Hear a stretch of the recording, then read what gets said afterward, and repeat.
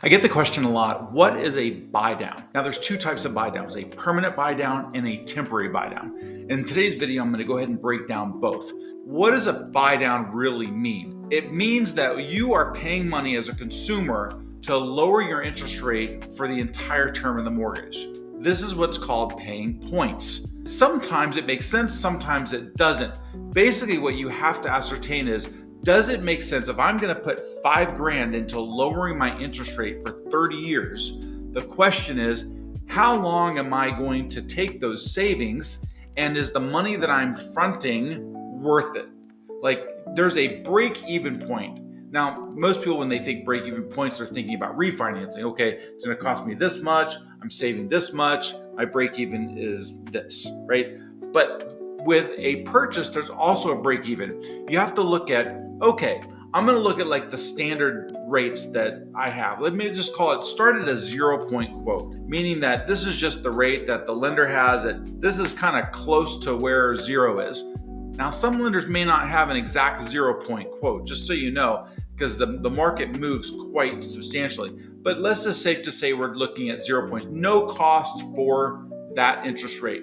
Then you look at how much is it going to cost me to get the rate down from 7% to 6.5%, and you find that number. So as an example, if we wanted to look at what points mean to you as a consumer, let's just take a $600,000 purchase on a VA loan, no money down. Let's just say your lender is offering a few different loan product options. Let's say the first one is 5.75, 5.99, and 6.25. And that's kind of the different rates that they're offering. Well, let's look at the first one. The 5.75 comes with 1.5 points. I'm just pulling this number out of the sky so we can kind of make a determination as whether or not this makes sense or not. All right, so 5.75 has 1.5 points. That means that if I were to choose the 5.75 interest rate on a $600,000 mortgage, that is going to cost $9,000. Now, the question is, how much is it lowering my interest rate? Now, let's just go to the 5.99 rate. So let's just remember that $9,000 number. And we're also going to remember one other number, which is the principal and interest payment, because that's the only thing you want to compare. So on a $600,000 loan, 5.75, it costs $9,000, and your payment is $3,501.44. All right, now let's move on to the 5.99. 5.99, let's say that one costs 1/4 of a point. So it's 0.25% of the loan amount to get that 5.99%. Sometimes there's no 0-point quote.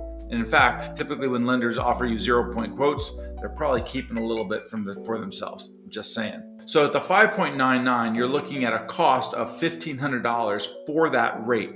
Okay, so what is the difference? The difference is the $9,000 cost for the 5.75, subtract out the cost for the 5.99, and you're looking at a delta of costs of $7,500. Okay, so let's go ahead and put $75 over here on the right-hand side. Just kind of remember that number. Now, what was the payment that we said for the 5.75? Now, the payment for the 5.75 was $3,501. $3,501, 44 cents, and the payment for the 5.99 is $3,593 and 45 cents. All right, so the first thing we're going to do is we're going to figure out the delta. The delta is a payment savings of $92.01 per month. So the question is, does it make sense for me to front an extra $7,500 to get a $92 lower payment? Well, that's really up to you, but I will tell you that the break even is way too long. So let's calculate that. What did it cost me? $7,500. And I'm going to divide that by the amount of the savings. And what you'll find is that's 81.5 months to break even. I guess the gamble is, am I going to be staying in this loan for at least 81.5 months? That's almost 7 years. If I stay in that loan beyond that time, it would have made sense for me to buy down that interest rate all the way to 5.75. But again, that break-even period is too far. Here's a good rule of thumb. If the break-even is not at least 3 years or less, don't do it. Take the higher interest rate. Now you have the way to do the math. You simply calculate the cost of the buy down. How much is it going to cost me to get the lower rate? How much is it going to cost me to take the other rate? And then you take the savings divided by that cost delta. Okay, pretty simple. So these are permanent buy downs. This is what you want to look for when you're talking to lenders and you're establishing. You want to get a number of different rate and point options so you can do your break-even analysis. And by the way, if any of this stuff is just over your head and you just want to kind of talk numbers, I've got a really cool spreadsheet that breaks all of this stuff down, gives you all the 3 options that I would recommend. I'm happy to just quote rates and give you my spreadsheet. In fact, there's a link in the description. You can go ahead and click it, fill out a very short form. Don't worry, I'm not going to blow you up.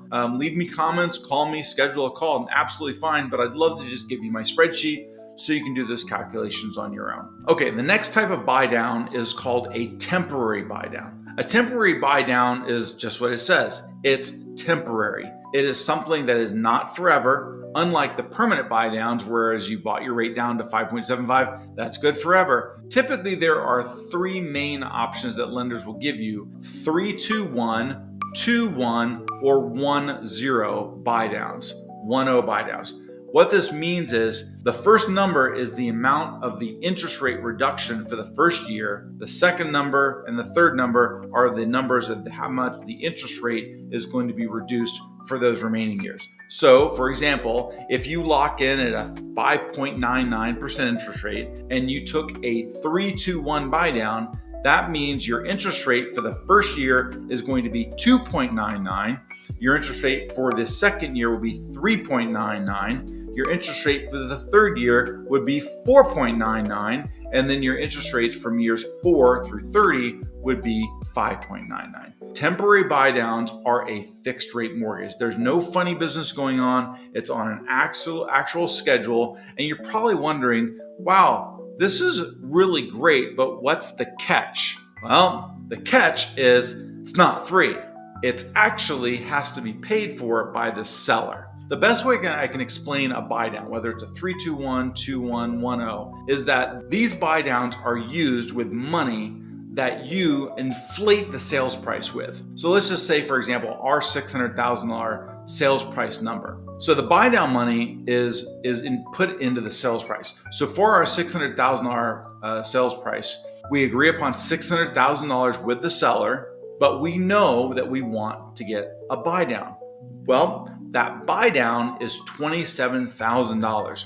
And the way the lender calculates that is they look at how much is the savings for the first year if I were to bring the rate down to 2.99. And the way it's calculated is, okay, well, what is my payment rate at 5.99? We've discussed this already with the permanent buy down stuff. It would be $35.93 and 45 cents. That would be payment, principal and interest at 5.99 on a $600,000 loan, VA. At 2.99, that payment would drop to $2,526.39.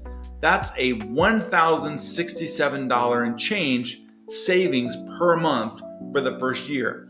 If you add it all up for the first year, that's $12,804 in savings in the first year.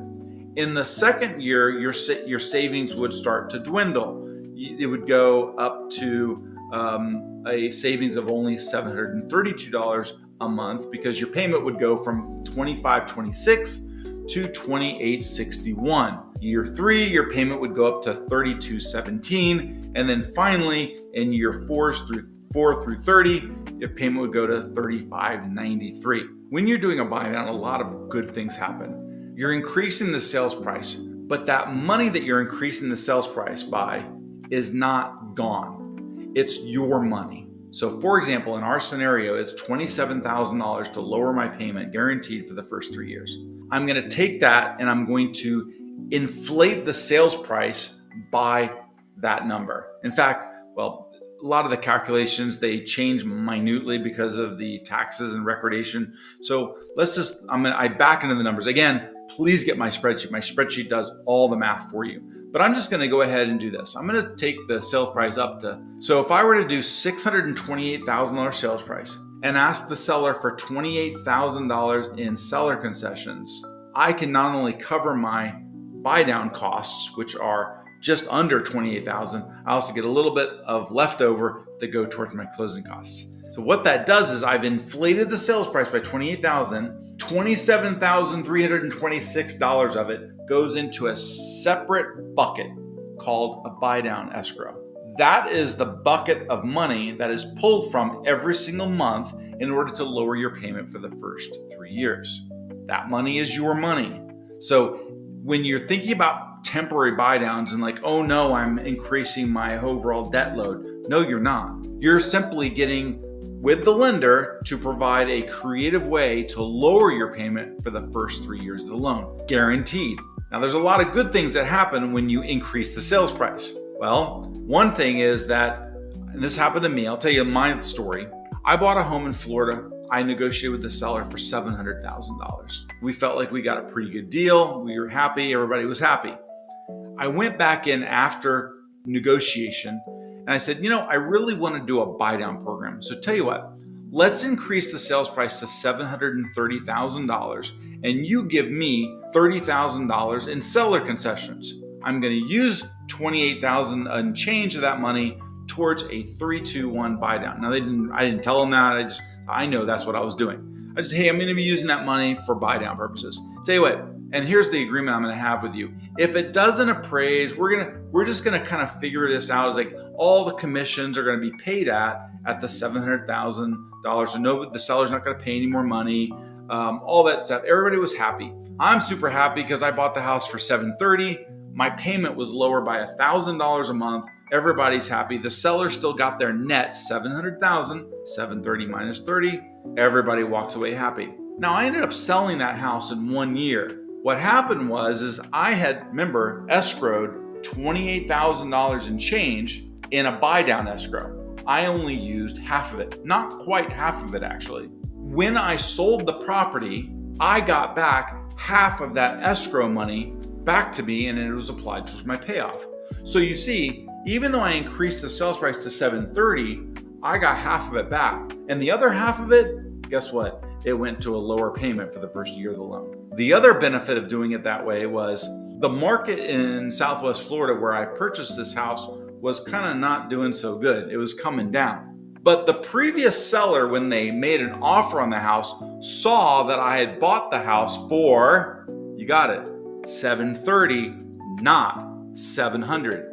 It would have been a whole different negotiation had I bought it for $700,000, but I didn't. I bought it for $730,000. Nobody knew and said, oh, but you got buydown funds.